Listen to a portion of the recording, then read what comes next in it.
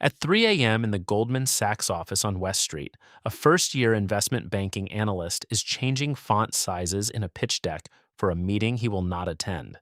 His monitor shows 27 track changes from a managing director. The first comments are about table alignment. He has not slept in 19 hours. He needs to send the revised deck by 6 a.m. The same scene is running tonight at Morgan Stanley, at JP Morgan, at Bank of America, at Citi, and at the elite boutiques across Midtown. Evercore Centerview, Lazard, Moelis, PJT, Perella Weinberg. A group of Goldman first-year analysts surveyed in 2021 reported a 98-hour average work week and 5 hours of sleep a night. He is paid $110,000 to start. 15 years from now, the ones who make it to the top will be paid $5 million a year and own a piece of one of the most powerful firms on Wall Street. Level 1, Summer Analyst. Sophomore fall, you are sitting at a Le Pain Quotidien near Bryant Park at 7 a.m. A second-year analyst is walking you through her recruiting timeline. Her name goes into a spreadsheet of 143 names. You sent 60 cold emails through the alumni directory to set up this coffee chat. The ones who did not respond in 5 days got a follow-up. You will do this through January and February before the application opens in March. It is the spring of your sophomore year. For Goldman's 2026 summer class, applications opened in March of 2025, 15 months before the internship starts. You apply as a sophomore for an internship you will not begin until the summer between your junior and senior year. Most college students do not know the application has already closed. You submit. You get a phone screen. You get a super day with 7 back-to-back interviews. In April, you get the offer. The internship is 9 weeks. Arrive at 8:30 a.m., free lunch in the cafeteria, live model assignment at 11. Last email send around 1 a.m., black car home, reimbursed past 9 p.m. Repeat for 9 weeks. At the end, 60 to 80% of the summer class gets a return offer. The students who do not get one rarely get another shot at front office banking. The recruiting cycle has compressed to sophomore year, which means the lane closed for almost everyone who did not know it existed at age 18. You get the offer. You move to New York in June. Level 2, first-year analyst. Training lasts 3 months. Then the staffer plugs you onto a live deal and time stops being yours. The first 3 a.m. red line arrives in your first month. A managing director sends back a 100-page pitch book with 27 track changes, half of them about font weight and table alignment, due at 7 a.m. for a meeting you will not attend. You stay up, you make the edits, you hit send at 6:43, you sleep for 90 minutes, you walk back to the office. Goldman's own internal survey from 2021, a sample of 13 first-year analysts in one group, recorded a 98-hour average work week and a 3 a.m. average bedtime, 5 hours of sleep on average.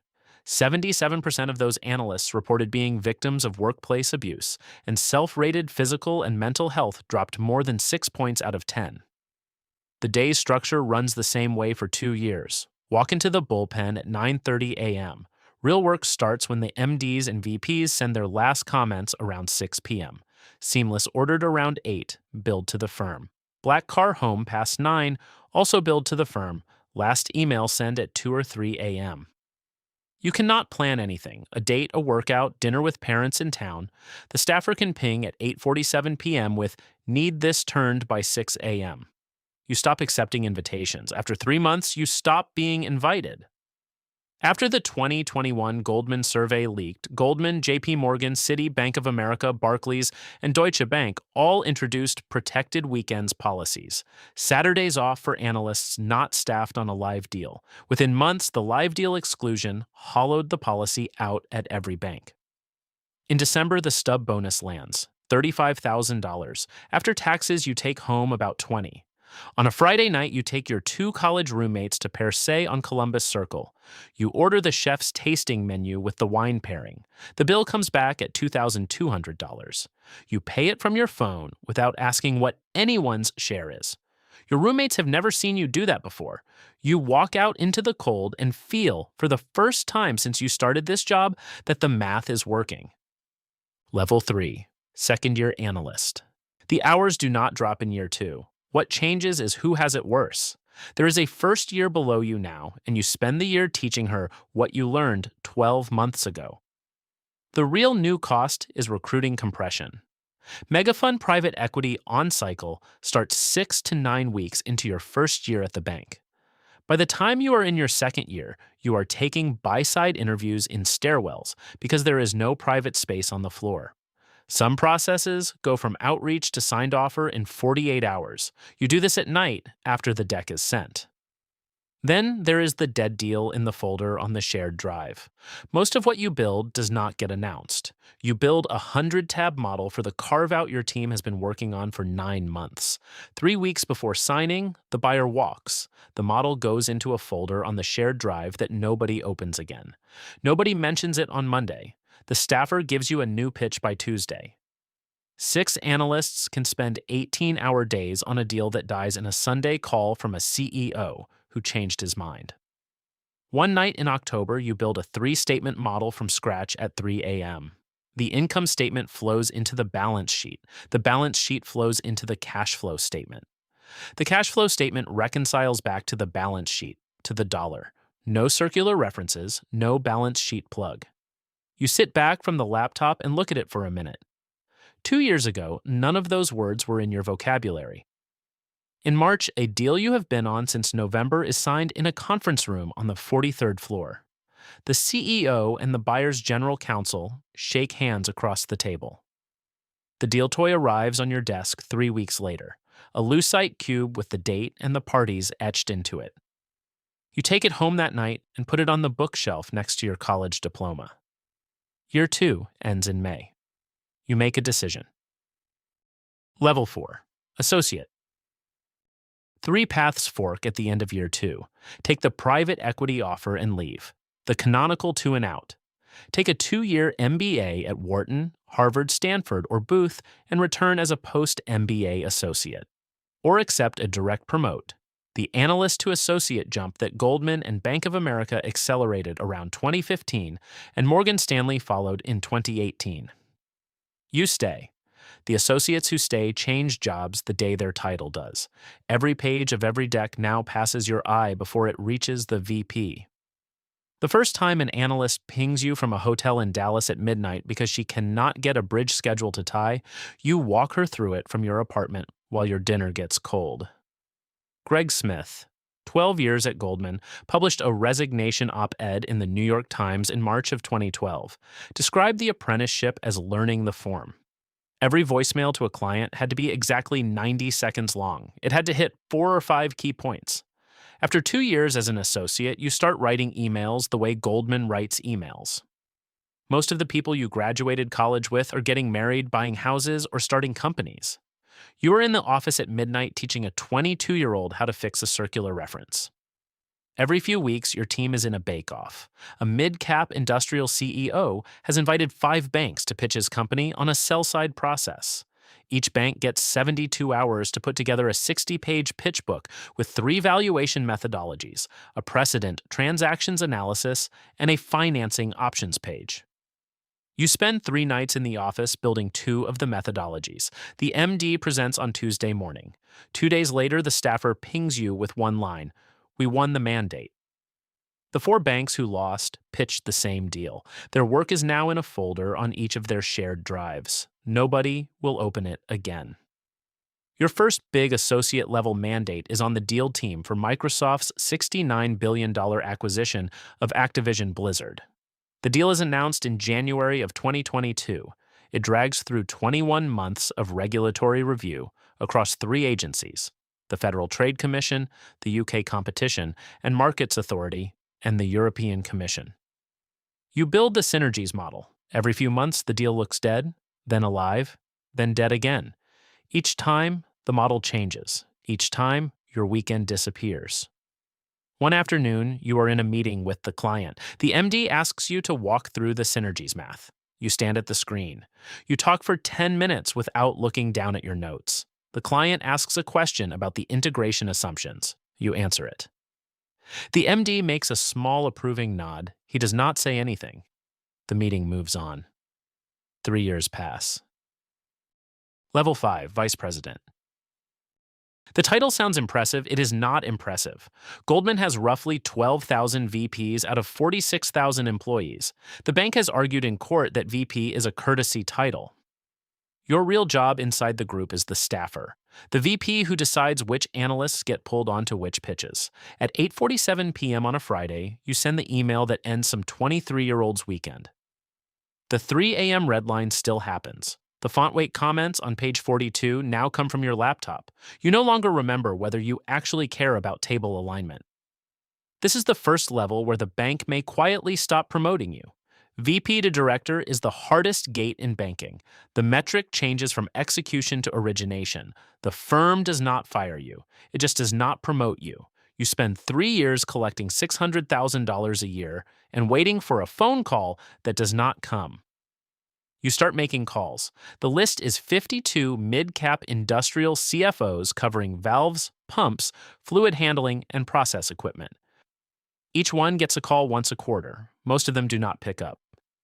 One of them, the CFO of a publicly traded valve manufacturer in Cleveland, picks up in your 8th quarter of cold calling him. He gives you 90 seconds. He says he is not looking to do anything right now. You send him a Christmas card and a market update in January. 18 months later, he calls you back. The board has authorized exploring a sale.